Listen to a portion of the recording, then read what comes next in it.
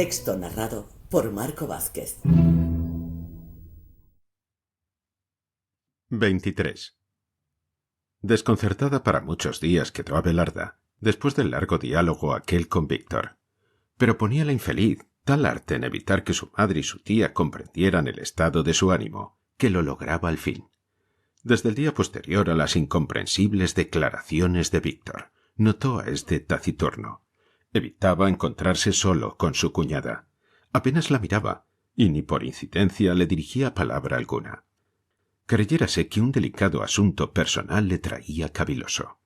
Transcurrido poco tiempo, observó a Abelarda que estaba de mejor temple y que le echaba miradas amorosas y lánguidas, a las que ella, sin poderlo remediar, respondía con otras inflamadas aunque rapidísimas.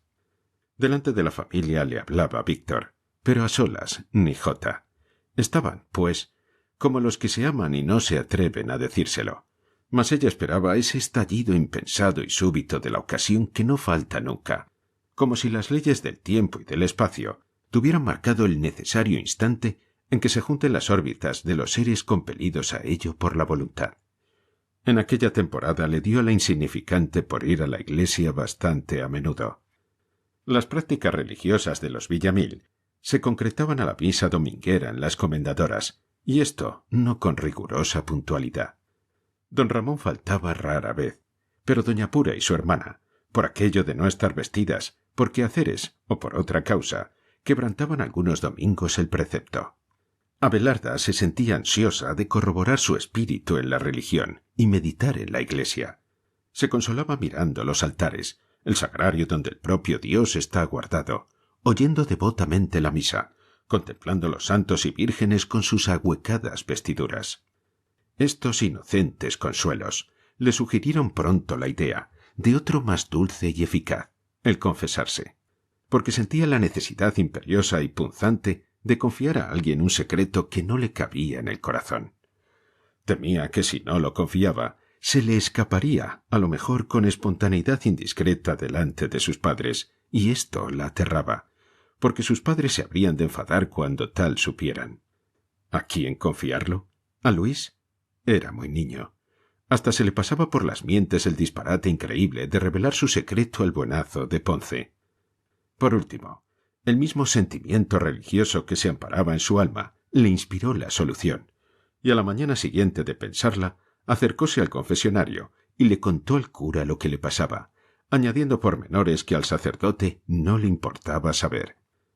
Después de la confesión se quedó la insignificante muy aliviada, y con el espíritu bien dispuesto para lo que pudiera sobrevenir. Como era tiempo de Cuaresma, había ejercicios todas las tardes en las comendadoras y los viernes en Montserrat y en las Salesas Nuevas. Algo chocaba a la familia la asiduidad con que Abelarda iba a la iglesia, y a doña Pura no se le pudrió en el cuerpo esta observación impertinente. «Vaya, hija, a buenas horas, mangas verdes».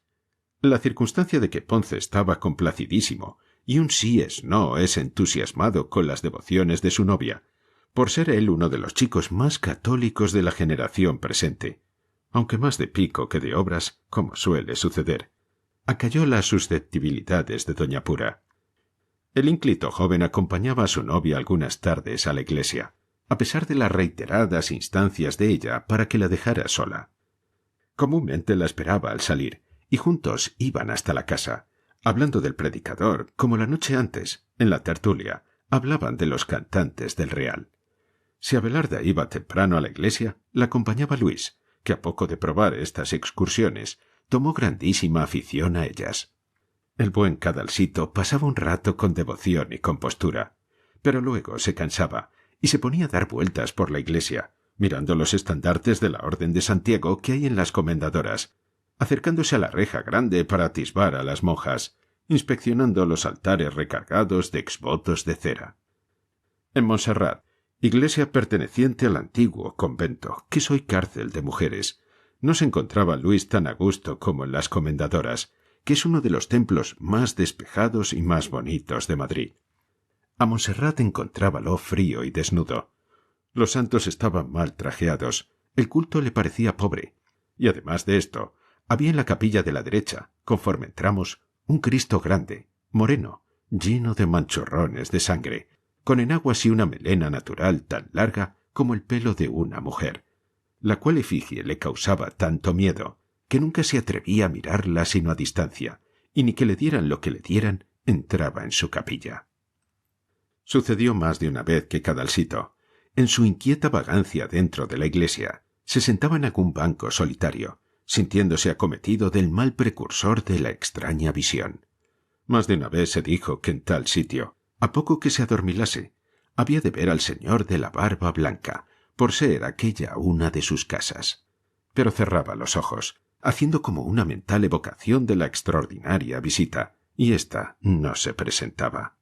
En alguna ocasión, no obstante, creyó ver al augusto anciano saliendo por una puerta de la sacristía y perdiéndose en el altar, como si se introdujera por invisible hueco. También le pareció que el mismo señor salía revestido de la sacerdotal túnica y casulla bordada, a decirse a sí mismo la misa, cosa que a Cadalsito le pareció por demás extraña. Pero no estaba muy seguro de que esto fuera así, y bien podía ser que se engañase. Al menos grandes dudas tenía sobre el particular. Una tarde, oyendo en Montserrat el rosario que rezaba el cura, al cual contestaban en la iglesia unas 2 docenas de mujeres, y en el coro las presas, que debían ser más de 100 por el murmullo intensísimo que sus voces hacían, Luisito se sintió con los síntomas de somnolencia. En la iglesia había muy poca luz, y todo ello era misterio, sombras que la cadencia tétrica del rezo hacía más cerradas y tenebrosas. Desde donde Cadalsito estaba, veía un brazo del Cristo aquel, y la lamparilla que junto al brazo colgaba del techo. Le entró tal pánico que se habría marchado a la calle si hubiera podido, pero no se pudo levantar. Hizo propósito de vencer el sopor, y se pellizcó los brazos diciendo: «¡Ay, contro! Si me duermo y se me pone al lado el Cristo de las melenas, del miedo me caigo muerto». Y el miedo y los esfuerzos por despabilarse vencían al fin su insano sopor.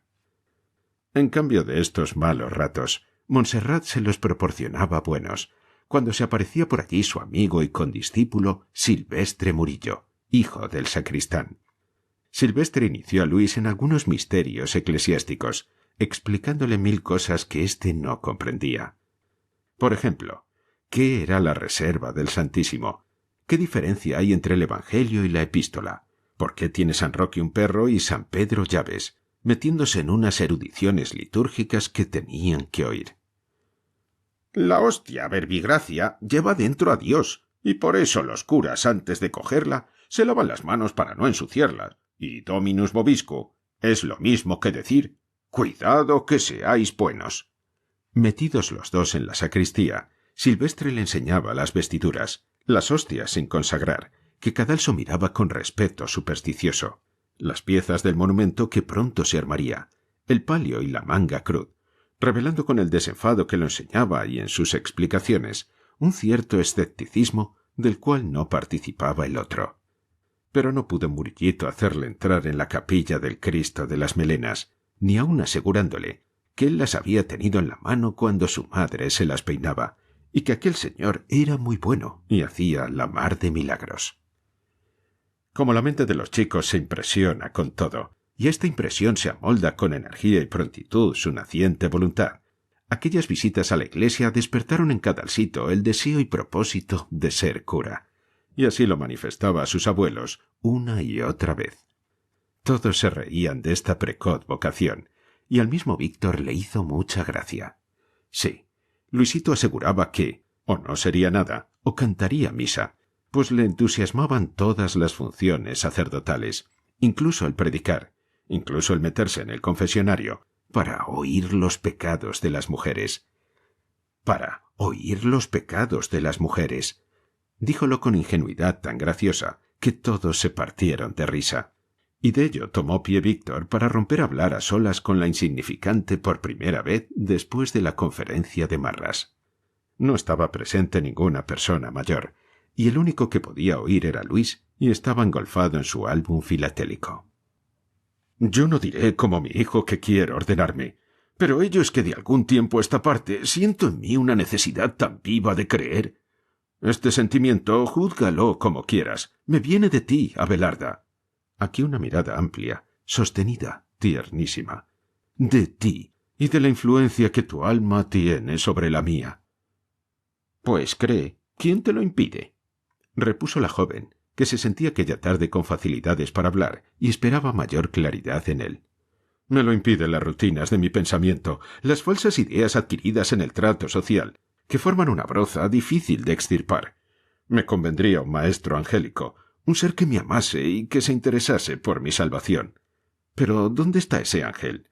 Si existe, no es para mí. Soy muy desgraciado. Veo el bien muy próximo y no me puedo acercar a él. Dichosa tú si no comprendes esto. Encontrábase la señorita de Villamil con fuerzas para tratar aquel asunto, porque la religión se las diera hasta para confesar su secreto a quien no debía oírlo de sus labios. Yo quise creer y creí, dijo. Yo busqué un alivio en Dios y lo encontré. ¿Quieres que te cuente cómo?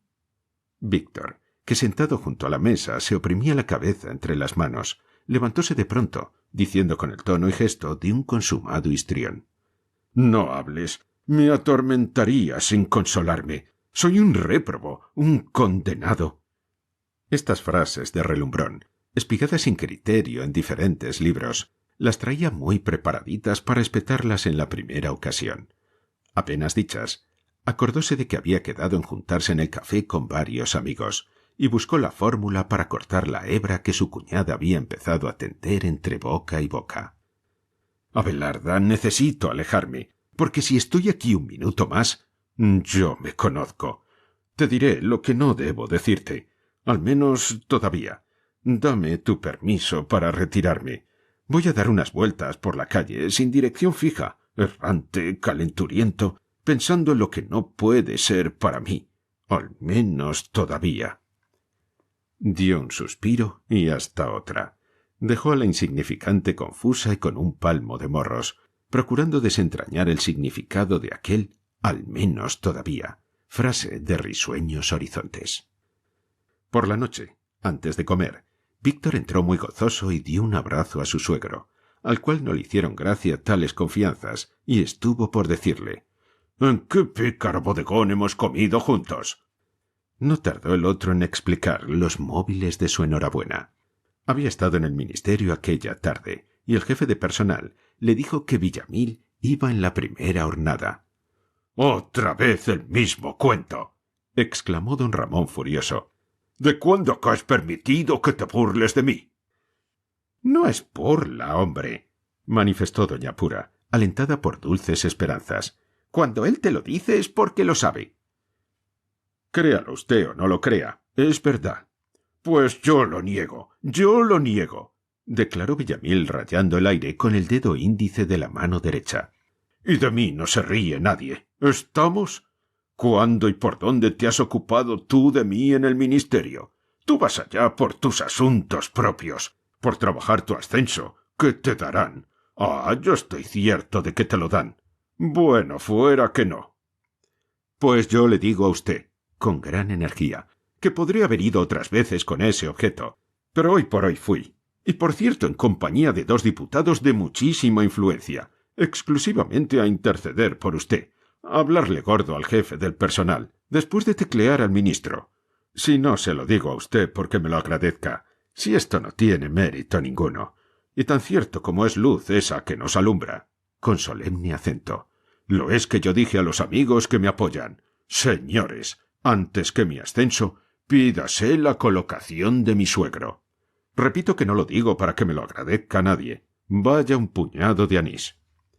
Doña Pura estaba radiante, y Villamil, desconcertado en su pesimismo, parecía un combatiente a quien le destruyen de improviso las defensas que le amparan, dejándole inerme y desnudo ante las balas enemigas. Esforzábase en recobrar su aplomo pesimista. «Historias.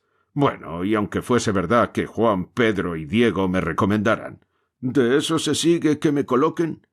Déjame en paz y pide para ti, pues sin abrir la boca te lo han de dar, mientras que yo, aunque vuelva loco al género humano, nada alcanzaré». Abelarda, aunque no desplegó los labios, sentía su pecho inundado de gratitud hacia Víctor, y se congratulaba de amarle, declarándole que ninguna duda podía existir de la bondad de sus sentimientos.